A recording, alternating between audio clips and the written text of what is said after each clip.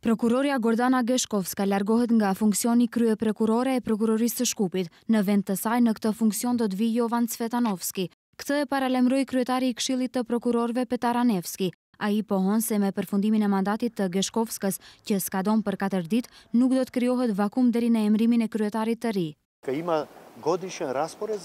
Kemi orar vjetor për punë. Punën e vazhdon zëvendësi i parë. Të njëjtin e kemi edhe në prokurorinë për krim të organizuar. U largua prokurori publik, funksioni i tij në prokurorinë publike republikane vihet në pushim dhe atë e zëvendëson prokurori publik, zëvendësi i parë sipas orarit të vjetër të punës, ndërsa ai është Zlatko Bikovski.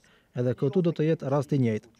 Gazetarët e takuan Anevski në dalje të prokurorisë së Marko Zvërlevskit. Ai pohon se ka ardhur në takim të rëndom të kolegëve dhe se kjo nuk ka lidhje me shpalljen e konkursit për kryetar të prokurorisë së Shkupit. Ai përsëriti se seanca e Këshillit të Prokurorëve Publik ku duhet të shpallet ky konkurs është saktuar për 16 maj, ndërsa mandati i Geshkovskës përfundon një ditë më herët. Anevski konfirmon se nuk ka kurrfarë pengese që Prokuroria e Shkupit të caktojë kryetar edhe pas 6 muajve.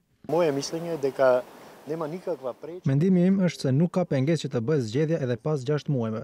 Për këtë ka praktik, nuk është hera e parë. Ja t'ju zbuloj një sekret të vogël, të dini të gjithë se Katica Janeva në vitin 2010 është zgjedhur në muajin e 8 pas shpalljes së konkursit. Burime për televizionin Alsat konfirmojnë se seanca e fundit e Këshillit të Prokurorëve Publik ka dështuar pasi Anevski nuk ka marrë mbështetje nga kolegët që në rendite të vihen pikat për riemërimin e Geshkovskës, por edhe propozimi që bashkëpunëtorja e afërt e Zvërlevskit, Bisera Lazarevska, të zgjidhet për prokurore e lartë publike.